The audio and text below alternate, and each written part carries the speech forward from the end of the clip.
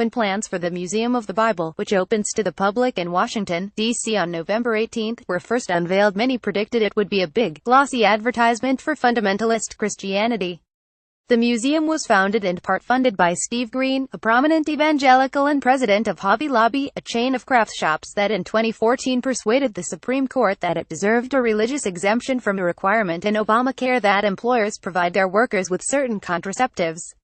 Later that year, Mr. Green, who has said that the Bible is a reliable historical document, tried, unsuccessfully, to insert a Bible course into public schools in Oklahoma City, where his company is headquartered. That did nothing to reassure those who worried that a privately funded $500 million Bible museum only 3 blocks from Capitol Hill would seek to press conservative evangelicals' already huge influence unduly. Nor did the institution's original mission statement, which was to inspire confidence in the absolute authority of the Bible, upgrade your inbox, receive our daily dispatch and editor's picks newsletters. The museum, which says it is non-sectarian, has since rewritten this. Its mission is ostensibly now merely to encourage visitors to engage with the Bible. And a tour of the museum suggests that is right. The 430,000 square foot institution, which has a splendid red brick facade and stone and glass interior to rival any of the world-class museums on the mall 2 blocks away, is divided into 3 main sections: history of the Bible, stories of the Bible, and impact of the Bible. None of its exhibits promotes biblical literalism, for example the belief that God created the world in 6 days. Nor does the museum espouse the conservative views on the wickedness of homoequality or abortion that are so prevalent in political evangelical discourse. The museum pushes little dogma of any kind. It scarcely explains the Christian belief in Jesus' resurrection, say, or salvation. The museum has burnished its academic credentials by hiring some respected Bible scholars as consultants. Their influence is obvious in the excellent third of the museum that deals with the Bible's history.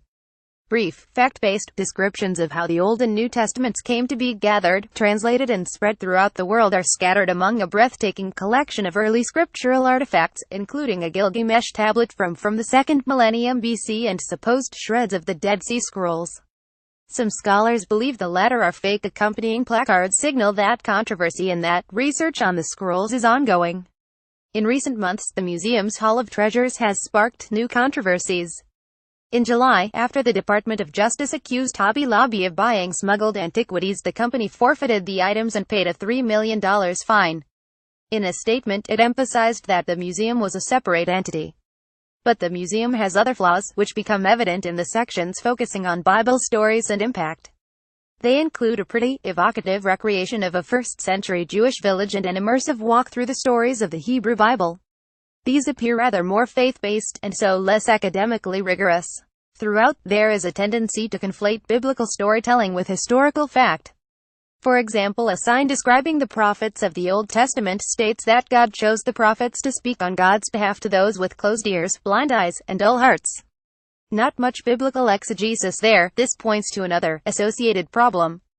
Though the museum boasts that it is non-sectarian, its reliance on the words of the Bible, with little interpretation of them, is strongly Protestant. A belief in sola scriptura, the Bible alone, was one of the main reasons the Protestants of the Reformation rejected Catholicism. This may be one reason, alongside a wish to avoid controversy, that the museum steers clear of dogma. The Bible speaks for itself. The emphasis on Protestantism belies the museum's claim that it is non-sectarian.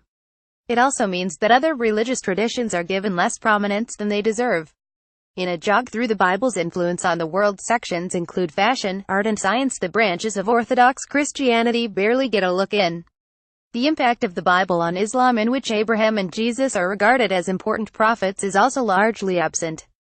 The museum claims to welcome criticism. In 2015, Mr. Green, chairman of the board, described the museum's purpose in a speech to the National Bible Association.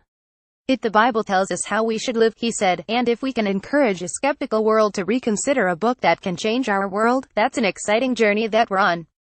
The museum expects to receive up to 3 meters visitors in its first year.